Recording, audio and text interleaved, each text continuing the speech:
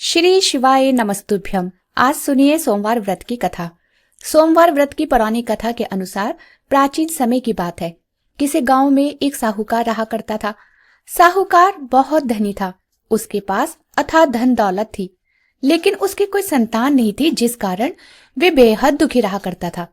साहूकार भगवान शिव को प्रसन्न करने के लिए हर सोमवार को व्रत रखा करता था और व्रत के दौरान वह पूरी विधि पूर्वक भगवान शिव और देवी पार्वती की पूजा और शाम को प्रदोष काल के समय शिवलिंग पर दीपक भी जलाता था। साहूकार की भक्ति और पूजा अर्चना को देखकर एक दिन माता पार्वती ने भगवान शिव से कहा कि हे प्रभु, ये साहूकार तो आपका परम भक्त है, हर सोमवार को पूरी विधि विधान से आपकी पूजा करता है। मुझे लगता है कि आपको उसकी मनोकामना अवश्य ही पूर्ण करनी चाहिए।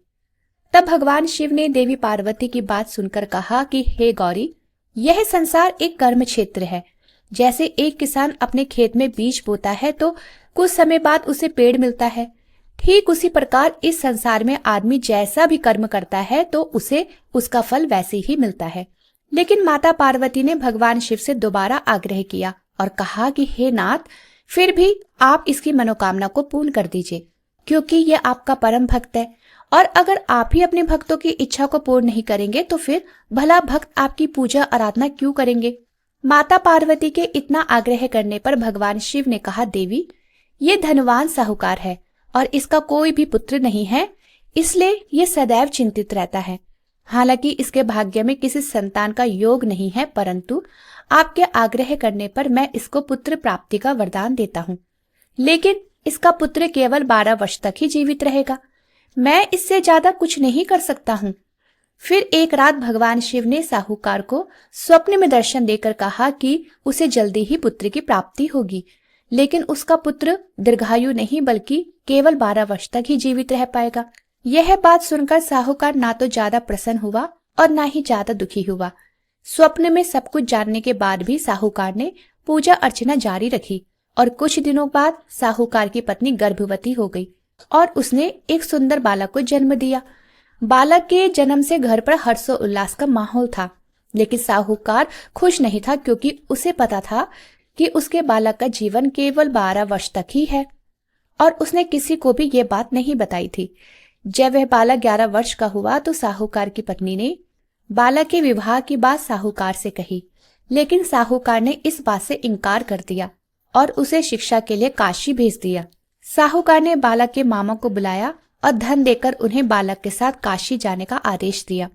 साहूकार ने मामा भांजे से कहा कि वह काशी जाते समय रास्ते में यज्ञ कराते हुए और ब्राह्मणों को भोजन कराकर दक्षिणा देते हुए ही आगे जाए। दोनों मामा भांजे ने ऐसा ही किया। काशी जाते समय जिस रास्ते से मामा भांजे गुजर रहे थे, उसका राजा अपनी पुत्री का विवाह एक ऐसे राजकुमार से करवा रहा था जो काना था। उधर दूल्हे का पिता इस बात से चिंतित था कि अगर दुल्हन पक्ष को पुत्र के काना होने की बात पता चल गई तो राजकुमारी विवाह से मना कर देगी। इसलिए जब उसने साहूकार के पुत्र को देखा तो सोचा कि मैं अपने बालक के स्थान पर तोरण के समय इस बालक को बैठा दूंगा और दुल्हन के पक्ष वालों को पता भी नहीं चलेगा।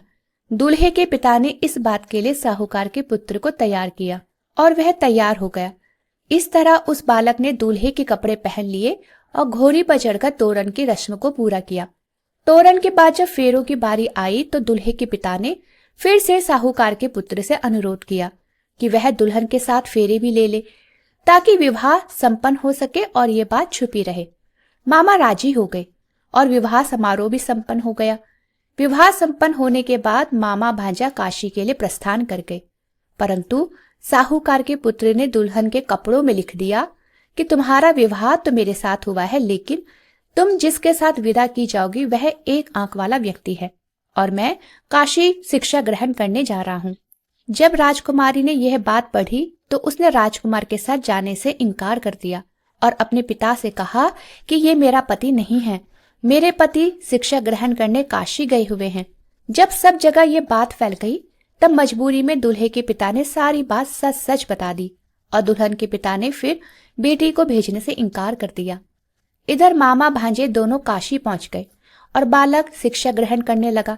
तब मामा ने यज्ञ करना शुरू कर दिया।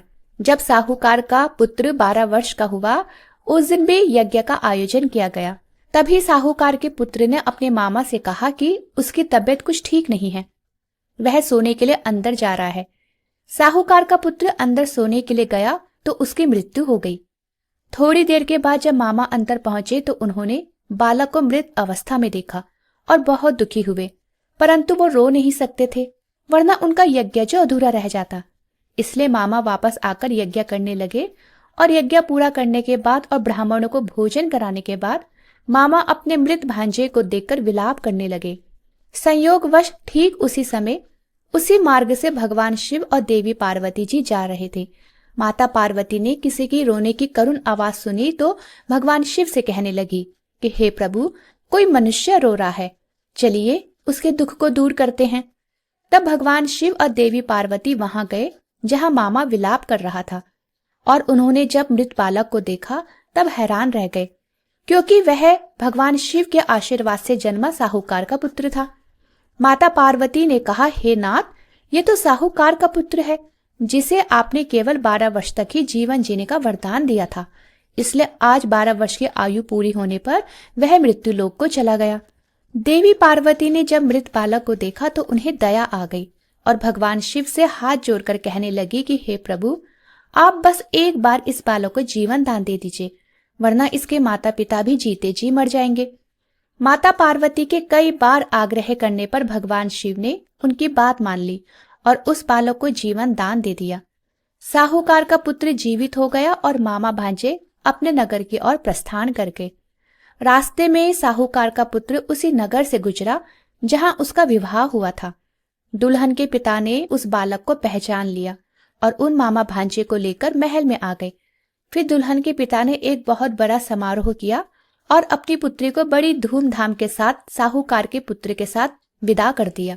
उधर जब साहूकार का बालक अपनी पत्नी के साथ घर पहुंचा तो उसके माता पिता अंदर कमरे में बंद होकर बैठे हुए थे।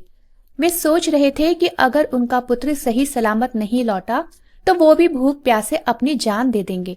तभी बालक के मामा ने कमरे के बाहर आकर उन्हें बताया कि उनका पुत्र जीवित है और विवाह करके वापस आ गया है। साहूकार ने जब बालक को जीवित देखा तो खुशी से उसका स्वागत किया और साहूकार का परिवार इस प्रकार खुशी खुशी जीवन बिताने लगा। यह सब भगवान शिव की कृपा और सोमवार व्रत का ही प्रभाव था कि साहूकार का पुत्र अल्पायु होने के बाद भी दीर्घायु को प्राप्त हुआ। इस प्रकार जो भी भक्त सच्चे मन से भगवान शिव की पूजा करके आज के दिन इस कथा को पढ़ता है अथवा सुनता है और दूसरों को सुनाता है, भगवान शिव उनके सभी दुख दूर करते हैं, उनकी सभी मनोकामनाएं पूर्ण करते हैं।